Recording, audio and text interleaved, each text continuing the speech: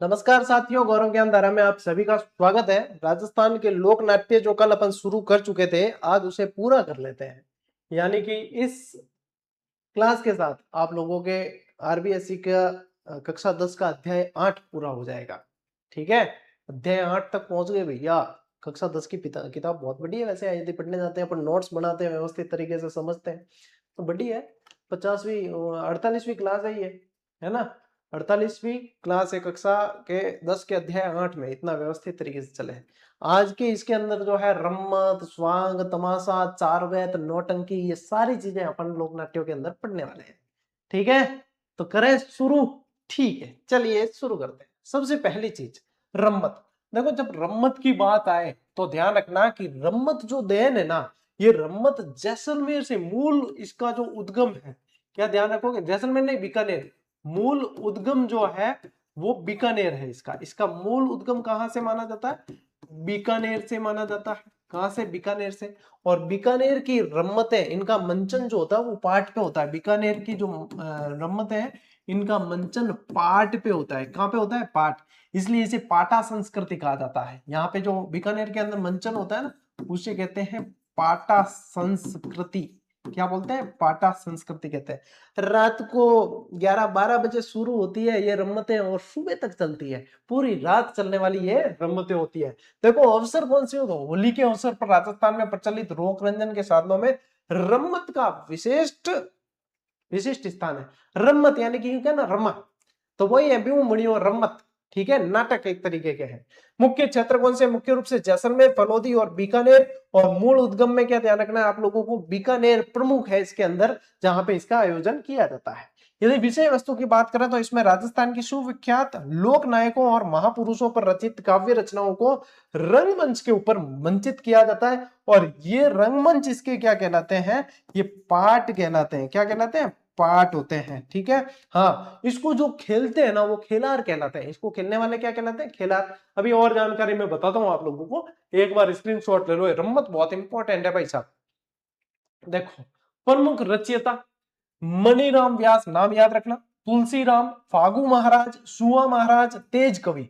तेज कवि तो स्पेशली जैसलमेर के हैं। ये इनके प्रमुख रचयिता है रम्मतों के। और तेज कवि का तो बहुत जबरदस्त योगदान है स्वतंत्र बावनी के अंदर, कि तेज कवि जैसलमेर का विशिष्ट योगदान है। इन्होंने रम्मत का अखाड़ा श्री कृष्ण कंपनी नाम से चालू किया। और आने वाले समय में आप लोगों के ये प्रश्न बनेगा, क्योंकि ये प्रश्न अलग है। ये प्रश्न अलग है। वैसे आमतौर पे अपन रम्मत पढ़ते हैं तो ये श्री कृष्ण कंपनी अपन नहीं पढ़ते हैं, लेकिन भाई साहब जब आरबीएससी की किताब पढ़ते हैं तो श्री कृष्ण कंपनी पढ़ते हैं। इसलिए ये सवाल आप लोगों के बनेगा। 1943 में, यानी कि 1942 के अंदर एक आंदोलन हुआ था, आप लोगों को पता हो तो, जिसका नाम था भारत छोड़ो आंदोलन। कौन सा था? भारत छोड़ो आंदोलन। ठीक है, भारत छोड़ो आंदोलन, जिसमें करो या मरो का नारा दिया था महात्मा गांधी ने। तो 1943 के अंदर जो है, इन्होंने, किसने? तेज कवि ने स्वतंत्र बावनी नामक रम्मत की रचना की और उसे महात्मा गांधी को भेंट किया था। उसे किसे भेंट किया? महात्मा गांधी जी को भेंट कर दिया था। तो ये आप लोगों को आंदोलन से ध्यान रखना है, ताकि आप लोगों को चीजें जो है लिंक करके पढ़ने में ध्यान रहेगा। श्री कृष्ण कंपनी की का किससे ध्यान रखोगे? रम्मत का अखाड़ा किसने? तेज कवि जैसलमेर वालों ने स्थापना इसकी की थी। ठीक है, चलो टावर ले स्क्रीनशॉट। ओके, आगे देखिए। अब देखो, सर्वाधिक उल्लेखनीय विशेषताएं क्या है? साहित्यिकता इसकी सबसे बड़ी विशेषता है। व्यावसायिकता के इस युग में भी रम्मत आज एक सामुदायिक लोक नाट्य का रूप लिए हुए हैं। सामुदायिक लोक नाट्य, समुदायों की इसमें विशिष्ट जो है योगदान देखने को मिलता है। इसमें रम्मत की मूल ऊर्जा टेरिये, यानी कि गाने वाले जो टेर लगाते हैं साथ में, ठीक है, टेर लगाते हैं ना, वो टेरिये जो होते हैं वो यहाँ पे मूल ऊर्जा का स्रोत रहते हैं। मंच व्यवस्था, तो ये देखो, इसकी मंच योजना जो है खुले मोहल्लों या मंडी बाजार के चौक में होती है। खुली जगह पे करते हैं, लोग चारों तरफ से देख सकते हैं। इस तरीके से इसका मंच सजाया जाता है। सिंहासन और दर्शक, देखिए, बड़े बड़े लकड़ी के पाटों पर राजा रानी के बैठने के लिए छतरी नुमा सिंहासन बनाया जाता है। मुख्य मंच के चारों ओर दर्शक बैठते हैं। जो मुख्य मंच होता है उसके चारों ओर दर्शक बैठते हैं। जैसे कि ये बीच में जैसे रम्मत हो रही है, चारों ओर दर्शक बैठेंगे। जो मुख्य अतिथि है, जैसे राजा रानी हो गए, उस समय राजा रानी थे। फिर बाद में जैसे मुख्य अतिथि हुए, विशिष्ट अतिथि हुए, वो बीच में सिंहासन वगैरह लगा के ऐसे बैठते हैं। टेरिये के बोल के साथ नाचते हुए अपनी कला प्रदर्शित करते हैं। अभिनय जो है साथ साथ में किया जाता है, साथ साथ में अभिनय किया जाता है। इनके जो पात्र होते हैं वो खेलार कहलाते हैं। क्या ध्यान रखोगे? खेलार कहलाते हैं। इनके जो पात्र होते हैं वो खेलार कहलाते हैं। स्क्रीनशॉट लो भाई साहब, आगे बढ़ते हैं। देखो अब कुछ प्रसिद्ध रम्मतें हैं, उनके चौक के अनुसार उनके नाम है। जैसे कि आपको पूछ ले कि आचार्यों की चौक की रम्मत, तो बीकानेर के अंदर, ठीक है, बीकानेर की प्रमुख रम्मत है ये। जैसे कि आचार्यों, क्या ध्यान रखोगे? आचार्यों की चौक अमर सिंह राठौड़ की रम्मत है यहाँ की प्रसिद्ध, ठीक है। बिस्सों की चौक की है चौबैत नौटंकी की रम्मत है।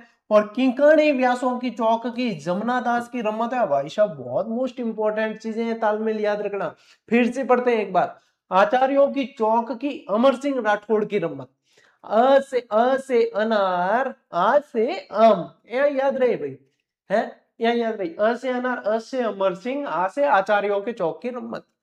फिर बिस्सों की चौक की, तो देखो चौबेल में बी आया है बीच में ब, तो ब से बिस्सों की चौक की रम्मत चौबेल नौटंकी की रम्मत है, ठीक है। किंकाणी की व्यासों की रम्मत है जो है वो जमुना दास जी की रम्मत है। ये तो डायरेक्ट ही याद रहे जी, ठीक है ना, डायरेक्ट ही याद रखनी पड़ी है ना। याद रखियो जेके फैमिली मैन जो वेब सीरीज है उसके अंदर एक किरदार है जेके, ठीक है।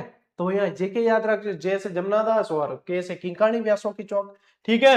अब वाद्य यंत्र देखो कौन कौन से होते हैं। ऊंचे मंच पर वादक एक कोने में बैठते हैं। नगाड़ा, तबला, झांझ, चिमटा, तंदूरा, ढोलक और हारमोनियम आदि वाद्य यंत्रों का प्रयोग किया जाता है।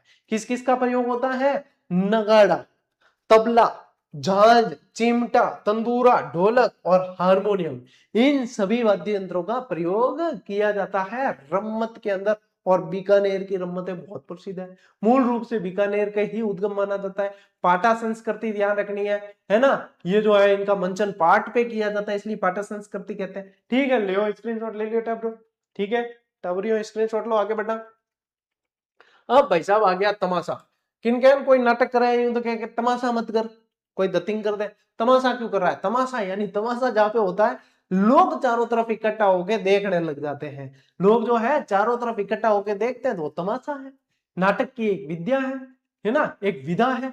और कहते हैं नाटक मत कर, ये तो नौटंकी है। यानी कि ये विभिन्न तरह के अभिनय होते हैं और लोग उसके मजे लेते हैं, देखते हैं। अब जो अपन यूं गणे में कह दिया करते हैं ये चीजें, ज्यादा में कह देते हैं। तो तमाशा क्या है? प्रमुख रूप क्षेत्र देखिए जयपुर का प्रसिद्ध लोक नाट्य।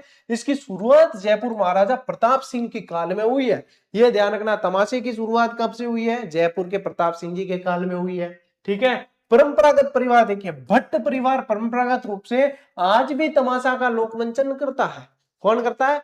भट्ट परिवार करता है, जिसमें फूलजी भट्ट, गोपी कृष्ण भट्ट, वासुदेव भट्ट, इनके नाम प्रसिद्ध है, जो इनके प्रमुख कलाकार रहे हैं, ठीक है, जो इनके प्रमुख कलाकार रहे। कौन कौन रहे? फूलजी भट्ट, गोपी कृष्ण भट्ट, वासुदेव भट्ट। ये भट्ट परिवार जो है तमाशे का व्यवस्थित रूप से मंचन करते आए हैं, ठीक है। अब मुख्य तमाशे कौन कौन से? गोपीचंद तथा हीर रांझा, ये मुख्य तमाशे रहे हैं। हीर रांझा और गोपीचंद मुख्य तमाशे रहे। और इनका जो मंच होता है जहां पे इसका प्रदर्शन किया जाता है उसे अखाड़ा कहते हैं।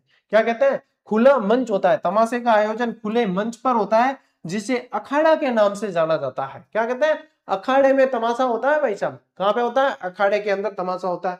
मुख्य तत्व इसमें संगीत, नृत्य, गायन तीनों की प्रधानता होती है। मुख्य क्या होता है? संगीत, नृत्य और गायन तीनों की बहुत जबरदस्त प्रधानता होती है। यानी कि तमाशे तो देखने लायक होते हैं, तने तो लोग देखे, जने तो क्या तमाशा मत कर, क्या लोग देखने लग जाएंगे। तमाशा जहां भी होता है लोग देखने लगते हैं, मंत्रमुग्ध होकर देखते हैं, ठीक है। तो यह है तमाशा, लीजिए स्क्रीनशॉट। ज्यादा लंबी क्लास नहीं होगी आज, लेकिन इंपॉर्टेंट क्लास है। स्वांग, स्वांग रचना, यानी कि इस स्वांग को जो है एक और नाम है, इसको बोला जाता है बहुरूपिया। क्या बोलते हैं? बहुरूपिया। बचपन में मुझे आज भी याद है कि कई बार हम ऐसे ही जैसे कहीं रास्ते से जा रहे हैं और एकदम से कोई हनुमान जी का वेश धारण करके कोई व्यक्ति आ गया, कभी जो है बंदर का वेश धारण करके आया, कभी पुलिस वाले का वेश धारण करके आया, कभी रावण बन के आया है, कभी क्या, और कई बार तो हम डर जाते थे, भाग जाते थे। और ये होती थी स्वांग रचने की विधा होती थी। ये भी एक तरह की जो है अपने लोक नाट्यों के अंदर आता है। आजकल तो ये विलुप्त हो गई। स्वांग वाली तो मैं कह रहा हूँ कि विलुप्ति हो गई, इक्के दुक्के ही कोई होंगे जो स्वांग के अंदर देखने को मिलते होंगे। एक हुए थे अपने जानकीलाल भांड, जिन्होंने बहुत जबरदस्त तरीके से इस कला को जो है प्रसिद्धि दिलाई थी। जानकीलाल भांड का नाम आज भी जो है पढ़ा जाता है, भीलवाड़ा के प्रसिद्ध है, ठीक है। और आजकल ये बहुरूपिया विधा देखने को मिलती, आजकल तो सोशल मीडिया पे सभी है स्वांग विद्या को वहां पे चला रहे हैं, आज सारे बहुरूपिया वही बने हुए हैं। तो किसी विशेष ऐतिहासिक पौराणिक लोक प्रसिद्ध या समाज में प्रसिद्ध चरित्र तथा देवी देवताओं की तरह मेकअप करना, वेशभूषा धारण करना स्वांग कहलाता है। क्या कहता है? स्वांग। देख लो ये सारे जैसे कि रूप बना लिए अलग अलग, वो सारे स्वांग है। अरे फिल्मों में जो अभिनय करते हैं वो भी तो स्वांग ही है एक तरीके से, है ना। तो क्षेत्र क्या है, यह कला गांवों में अधिक प्रचलित है। बहुरूपिया कहते हैं, स्वांग रचने वाले कलाकार को क्या कहा जाता है? बहुरूपिया। यानी कि वो अलग अलग बहुत सारे रूप बना सकता है, वो बहुत सारे रूप बना सकता है, इसलिए उसे कहा जाता है बहुरूपिया कला। प्रमुख कलाकार देखिए, ये विलुप्त प्राय कला का सबसे नामी कलाकार केलवा के परशुराम रहे हैं। कौन रहे हैं? केलवा के परशुराम और भीलवाड़ा के जानकीलाल भांड, दोनों का नाम ध्यान में रखना। और जी भीलवाड़ा के जो जानकीलाल भांड है, इन्होंने भारत के उत्सवों में राजस्थान का प्रतिनिधित्व किया है। एक तो केलवा के परशुराम और एक जानकीलाल भांड भीलवाड़ा के, इन्होंने बहुत सारे रूप धारण किए हैं, बहुत सारे रूप बनाए इन्होंने, ठीक है। तो ये स्वांग कला के प्रमुख कलाकार रहे हैं, आप लोगों को ध्यान रखना है, ठीक है। लीजिए स्क्रीनशॉट। चलिए आगे बढ़ते हैं। अब देखो एक विशेष तथ्य दे रखा है आपके आरबीएससी की क्लास में, जिसे बोला जाता है टूंटिया या टूंटकी या खोडिया। क्या बोलते हैं? टूंटिया, टूंटकी या खोडिया। ये क्या होता है? ये होता है भाई साहब जैसे कि वर वधु विवाह करते हैं, तो जब वर निकासी होती है यानी कि बारात चली जाती है, तो पीछे जो महिलाएं बचती है वो क्या करती है? हंसी मजाक के रूप में वर और वधु का स्वांग रचती है और वहां पे नकली विवाह किया जाता है, ठीक है। कई तरह की हंसी मजाक होती है, गाली गलौज भी होती है, ठीक है। तो क्योंकि जेंट्स पीछे होते नहीं है, वो सारे बारात में गए हुए होते हैं, तो महिलाएं जो है स्वतंत्र रूप से अपना कला का प्रदर्शन करती है। पैंट बुशर्ट पैर, और एक जनो तो बने बींद्रा जो, और एक जनो बने बींदड़ी, और पचे ब्याह हुए नकली, है ना। और नकली ब्याह में कई तरह का मजाक वगैरह करिया करे, इनके टूटियों काटना, इनके टूटियां निकालना, टूटियां बोलते हैं इसको। और ये प्रश्न बन चुका है, ये आपके आया हुआ प्रश्न है। तो जब दूल्हे की बारात लड़की वाले के यहाँ चली जाती है, तब पीछे वर पक्ष की महिलाओं द्वारा वर वधु की नकल के रूप में यह स्वांग प्रदर्शित किया जाता है। और इसमें महिला वर तथा दूसरी महिला वधु बनती है, एक महिला वर बनती है, दूसरी महिला नकली विवाह कराया जाता है। मुख्य उद्देश्य क्या है इसका? एकमात्र उद्देश्य असली वर वधु को आदि व्याधि विपदाओं और बलाओं से मुक्त रखने की मनोकामना करना है, ठीक है। ये नकली विवाह करते हैं, पीछे हंसी मजाक वगैरह सब करते हैं, लेकिन क्या भाई असली विवाह होने से पहले ही टूटियां निकल जाता है। यानी कि विवाह का माहौल है घर में, यदि कोई कोई आपदा विपदा आनी है, तो विवाह का माहौल है, तो इस जोड़े पे जो नकली जोड़ा है, इनका कोई लेना देना नहीं, अलग भी हो जाए तो अलग तो होना ही है, खाते थोड़ी रहे। तो विपदा जो आनी है वो इस पे आ जाए, और जो असली वर वधु है उनके ऊपर कोई आदि व्याधि नहीं आए, इसका ये उद्देश्य रहता है। ये भी एक स्वांग का रूप है भाई, एक दूल्हा बन रहा है, एक दुल्हन बन रही है, तो स्वांग ही तो है एक तरीके से, है ना। तो ये भी ध्यान रखना, टूंटिया कहते हैं इसको। ले स्क्रीनशॉट।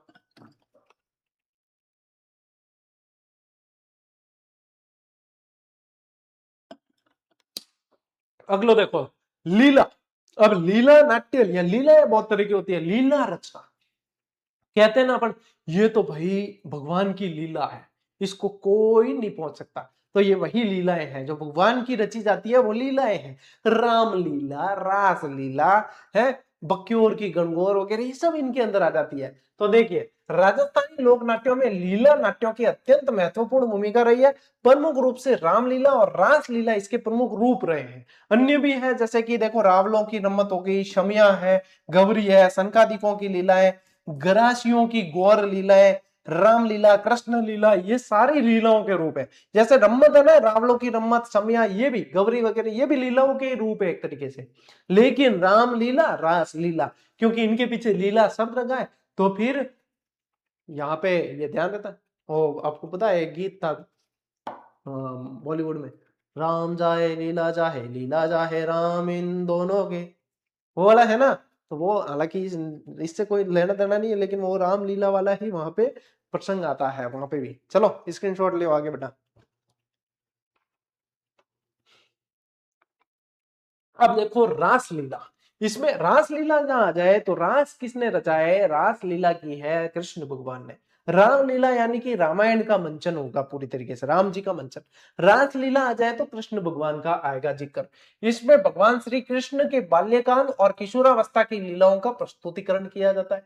प्रमुख केंद्र कौन कौन से वो ध्यान रखना है आप लोगों को। प्रमुख केंद्र कौन से हैं? तो रासलीला के अंदर ध्यान रखना है फुलेरा, जयपुर, अशलपुर, हरदोना, गुनाना, और ये सारे स्थान जो है वो रासलीला के प्रसिद्ध है। ठीक है, रासलीला की अनेक मंडलियां यहाँ पे सक्रिय है।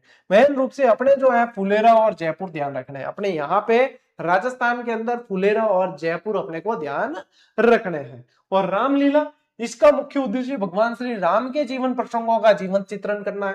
इसके प्रस्तुतिकरण में भरतपुर, पाटुदा और बिसाऊ की अपनी एक अलग ही महत्ता है। बिसाऊ की मूक अभिनय भी बिसाऊ का प्रसिद्ध है। मूका अभिनय यानी कि बिना बोले सिर्फ अभिनय के माध्यम से प्रदर्शन करना, ये भी। अब देखो समयों का मंचन, राम जीवन से संबंधित महत्वपूर्ण समयों को यानी कि अलग अलग जो है प्रसंग दर्शाए जाते हैं, नाट्य शैली में प्रस्तुत किया जाता है। तत्व क्या होते हैं? नृत्य, गीत और विभिन्न वाद्य यंत्रों का इसमें प्रयोग किया जाता है। और रामलीला तो मैं समझता हूं कि आप जो पढ़ रहे हो उन्होंने तो कहीं ना कहीं अपने गांव में, आसपास के क्षेत्र में वगैरह देखी है। ठीक है, ये चीजें देखी है अपन ने, है ना। तो ले स्क्रीनशॉट। आने वाली पीढ़ी जरूर इन चीजों को नहीं देख पाएगी क्योंकि ये विलुप्त होने वाली है सारी चीजें, बाकी अपन ने ये देखी है और आनंद आता है भाई साहब। आज भी कहीं रामलीला का आयोजन हो तो मैं तो एक आध दिन तो देखने चला ही जाता हूँ। ठीक है, क्योंकि आता मजा है।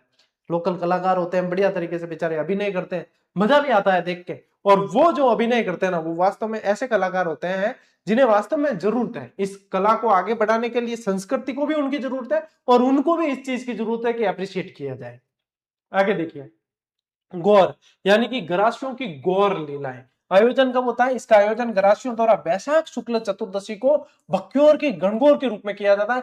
मोस्ट इंपॉर्टेंट प्रश्न है, बख्योर की गणगौर के नाम से इसका आयोजन किया जाता है। तो गरासियों की गौर लीलाएं कहलाती है। क्या कहलाती है? गरासियों की गौर लीलाएं। नृत्य चली देखिए, इसमें लकड़ी की गौर और हंसर को गरासिया स्त्रियां अपने सिर पर रखकर नृत्य करती है। लकड़ी की गौर और हंसर को जो है सिर पे रख के नृत्य करती है, ये ध्यान रखना है। विशेष प्रदर्शन क्या होता है? पुरुष मुखौटा लगाकर तलवारबाजी का प्रदर्शन करते हैं। पुरुष क्या करते हैं? ये मुखौटा लगा हुआ है, देखो, मुखौटा लगाकर तलवारबाजी का प्रदर्शन करते हैं। ये होती है बख्योर की गौर, बोला जाता है इसके, बख्योर की गणगौर बोलते हैं। ले स्क्रीनशॉट लो टाप, बख्योर की गणगौर। ठीक है, अगलो देखिए, सनकादिकों की लीलाएं। ये क्या है? सनकादिकों की लीलाएं।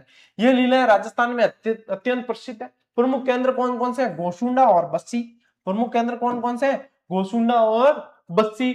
अब देखो, गोसुंडा का जो आयोजन है, गोसुंडा में राधा कृष्ण के युगल स्वरूप एवं रसादी लीलाओं का आयोजन किया जाता है। राधा कृष्ण के युगल स्वरूप का प्रदर्शन होता है। और बस्सी में यहाँ पे अवतारों के चेहरे, पात्र विभिन्न प्रकार के मुखौटे धारण किए होते हैं, जैसे कि ब्रह्मा, गणेश, कालिका, हिरण्यकश्यप, नरसिंह अवतार, ये सारी झांकियां प्रदर्शित की जाती है। अलग अलग मुखौटे लगा के जो है ये प्रदर्शित की जाती है। ये कहलाती है सनकादिकों की लीलाएं। क्या कहलाती है? सनकादिकों की लीलाएं कहलाती है। ठीक है, लो स्क्रीनशॉट। चलो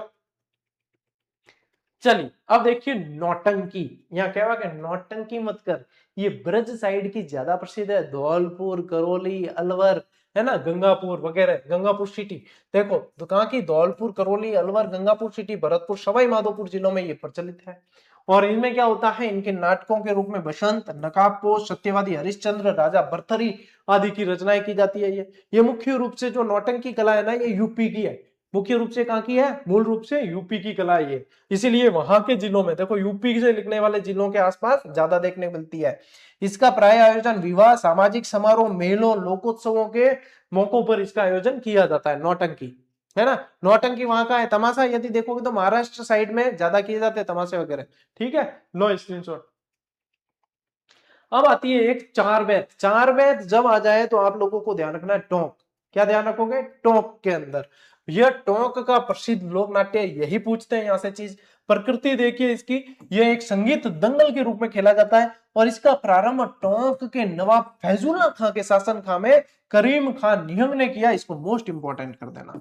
एक तो ध्यान रखना है, इसमें चार वेद टोंक के अंदर और फैजुल्ला खां के समय करीम खान निहंग द्वारा शुरू किया गया था। ये मोस्ट इंपॉर्टेंट है इसके अंदर। इस लोकनाट्य में गायक डफ बजाता हुआ तथा घुटनों के बल खड़े होकर गाकर अपनी बात कहता है। इस तरीके से डफ बजा रहा है, घुटनों के बल बैठा हुआ है और इस तरीके से अपनी बात कहता है। करीम खान निहंग ध्यान रखना, फैजुल्ला खां ध्यान में रखना है और टोंक की प्रसिद्ध है ये ध्यान में रखना है। ठीक है, अब ले स्क्रीनशॉट। देखिए इसी के साथ मैंने कहा था शॉर्ट एंड स्वीट क्लास होगी, लेकिन है इंपॉर्टेंट। सारी रम्मतें अपन ने पढ़ ली, अपन ने चार वेद पढ़ी है अपन ने, और ये जैसे लीलाएं पढ़ ली है सारी, बख्योर की गणगौर पढ़ी है अपन ने, टूंटियां टूंट की खोडिया ये पढ़ा है। तो सारी जो चीजें आप लोगों के इसमें कंप्लीट कवर हो चुकी है। इसी के साथ में आपके जो है ये 8वां अध्याय भी पूरा हुआ आरबीएसई का। और अब कल अपन जो पढ़ेंगे वो 9वां अध्याय है जो राजस्थानी भाषा और साहित्य का है, यानी कि बहुत ही मोस्ट इंपॉर्टेंट क्लास है वो भी। तो ये अब अपने जो आरबीएसई का बैच फटाफट और तेजी से बढ़ाते हैं आगे, इसको पूरा करते हैं, फिर अपने रीट मेंस का बैच शुरू करने वाले हैं। इसलिए आप लोग सभी कमर कस के तैयार हो जाएं। ये वाली क्लासें तो आपके है ही, मैंने आपके आरबीएसई का डर खत्म करने के लिए ये क्लासेस शुरू किया और ये पूरी होते ही रीट मेंस का बैच अपन शुरू करेंगे धड़ल्ले के साथ। ठीक है, तो बढ़िया तरीके से बने रहे जीजीडी के साथ, शेयर करें, सब्सक्राइब करें, जो करना वो करें, प्रेम करें। जीजीडी अपना एक परिवार है। ठीक है, और इसको आगे बढ़ाना, इसको ऊपर लेके जाना, ये सब आप लोगों की जिम्मेदारी है। और आपने मुझे जितना समृद्ध बनाया है, शक्तिशाली बनाया है, तो मैंने उसके लिए लगातार जो है आप लोगों के क्लासेस की व्यवस्था सुचारू रूप से जारी रखी है। ये आप देख रहे हो। ठीक है, चाहे कैसा भी दौर आया हो, कैसा भी मार्केटिंग का दौर आया हो, कैसा भी मंदी का दौर आया हो, लेकिन अपनी क्लासें हमेशा नियमित रूप से चालू रही है और रहेगी। जब तक आपका प्रेम रहेगा, जब तक आप पढ़ना चाहोगे, मैं पढ़ाऊंगा। इसलिए आगे से आगे क्लासेस चलेगी, चिंता नहीं करनी अपने। ठीक है, सब्सक्राइब कर दियो, नहीं करियो तो और सभी तक पहुंचा दियो। ठीक है, मिलते हैं अब अगली क्लास में, अगले सेशन में। तब तक के लिए राम राम, जय हिंद।